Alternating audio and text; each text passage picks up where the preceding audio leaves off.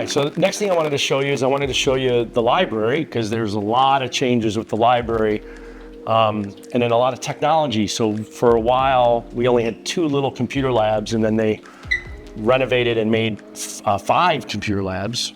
And now those labs are pretty much just classrooms, because now every kid's got a Chromebook, a laptop. Yeah. So, but back in the mid 2000s, the computer labs were really important, because if you needed to do any research, then you'd sign up for a lab and then you'd bring your whole class down. So here's one of our computer labs, and it's open. So this is kind of crazy. So and oh my God, this is awesome. So this is one of our computer teachers. This is Miss Chaika. So good to see you. I haven't seen you since last year. It's amazing. How you been? And it's your last year, so hopefully you're so Mark, this is Sandy Chaika. This is Mark Philander, and so class of '85, and we're doing a virtual tour of the school for alumni. And so, wow, I was not expecting you to be here, so you can tell us. Might pop up. Yeah, there you are. Well, you were like me. You lived here. Yes. About 24 hours a day. So again, this was a computer lab, but this was mostly classroom, right? Oh no, Right, this was not a lab before. Right. The other ones were labs where you signed. So this one was just for class. So Sandy was a math teacher, and did AP Stats, and then all the all AP Computer Science. Right. And also girls with coding, the club, so STEM for girls, which was awesome. So how's your last year going?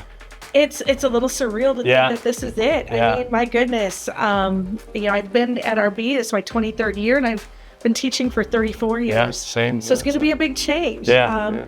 But I'm excited. I am so proud of what we started here in computer science, and it really got restarted in statistics when I came here, because that's what I was asked to do. And Mark, now to see where it's at is just blowing me away. My first AP Computer Science class that we started here had 8 students in it, in a little lab tucked into the library. Yeah, right. And we just kept growing, and now we have 2 different AP Computer Science classes, plus an introductory computer science. How many sections class. total? I think there's about 4 sections of different computer sciences, and then we have a bunch of AP statistics courses. And I'm really excited that I'm leaving it in good hands. Yeah, absolutely. That's the most important thing. I didn't come here to start it and let it go. We came here to get it started and let it grow and blossom well beyond my time. And Mark, you're a tech guy, so what was computers like here when you were here? Well, it was all green screens. So this is just amazing what this allows, and I've seen it's amazing to see women in STEM, and you're doing this, and during my time at IBM, that was one of the things I talk about is women who code, and these areas of opportunities for females in the tech space has grown exponentially. In fact, my daughter is in the tech space. Oh wow, that's awesome. As well. That's awesome. So it's great. So what sort of message would you have for girls that are interested in STEM and tech? It still is a very male-dominated industry. One of the things I tried to do during my time is provide allyship as a male. But what are some advices, some things through your teachings that you could provide some guidance to women looking at? Right. Well, I think one of the things that I really think is important is to try it out early and not be afraid to make mistakes. I think sometimes we think, we have to be perfect, we have to know it all, and no one knows it all. And keep that in your mind. The other thing that I really try to encourage all women with is learn how to take a compliment. So often we brush off when someone compliments us, like, oh, you're looking good today. Oh yeah, well, whatever. Or, we don't always take it and internalize it. And so I tell them, when you are going into something, if they've told you did a good job, you did a good job. They are not just placating you. They are helping you. And so have the confidence to go forward and not be afraid to say, hey, I'm going to try the next thing, and I'm going to try the next thing. And computer science is a game of fixing bugs. You have to be creative and you have to be willing to work through it, but no one sits down and writes a full program that's flawless and that can't be improved. Everything is about improvement and changing it and updating it, and computer science is changing all the time. So really, for all my students, both male and female, it's, hey, it's okay, go for it. Don't be afraid to make mistakes. Don't be afraid to speak up and say, hey, I got a new idea, because it's those creative ideas that are really going to be that next change. And that's why science and math and computer, it's all problems, right? Yes, Just solving the problem and fixing it, yeah, and making it better. So speaking of evolution, this is 34 years.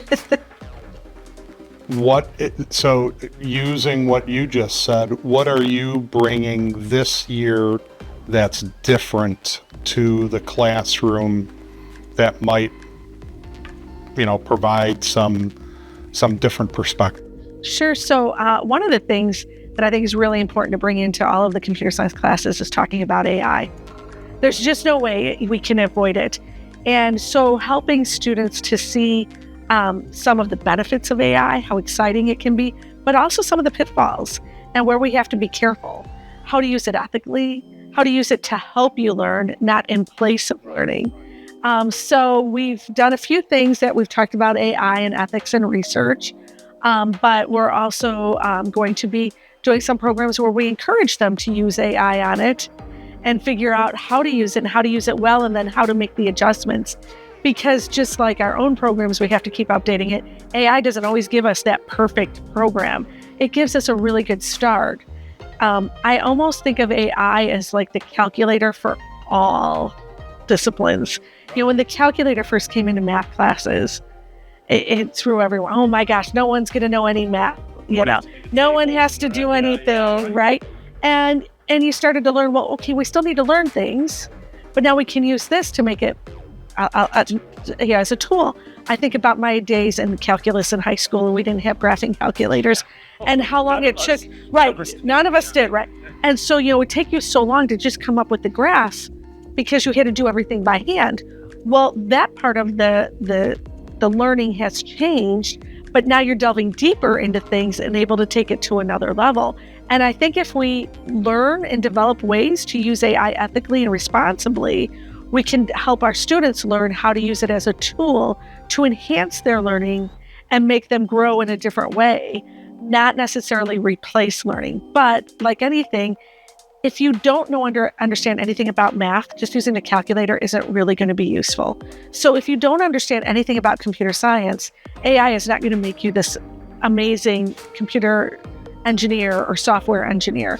You have to understand the basics. And so that's part of what we also are emphasizing, is we are trying to get the foundational levels in so you can then use that tool and take it to whole nother levels as you continue. And it's a part of almost every single job. So even if you never want to write another program again, boy, it really does help if you understand some of this before you leave here. Absolutely.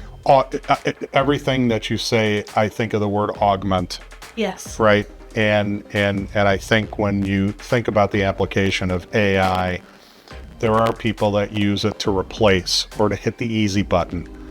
That's when maybe it's ethically not being used properly. Correct. And I think all this fear that we have today about AI replacing jobs, it's only going to replace jobs if you don't use it as a tool to make you better. Right. Because I think you plus AI is unstoppable. Well, it's one of my favorite scenes in a movie is from Hidden Figures. And it's where the IBM machine is taking over that one entire room, and it can do way less than one of these desktops. It can do less than our phones. Yeah. There's all these women who were literally called computers because they did all the computing.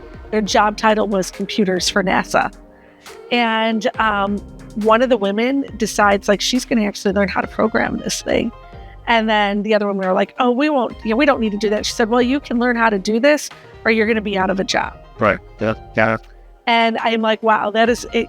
Yes, that was going back how many years, and yet that is the exact same thing.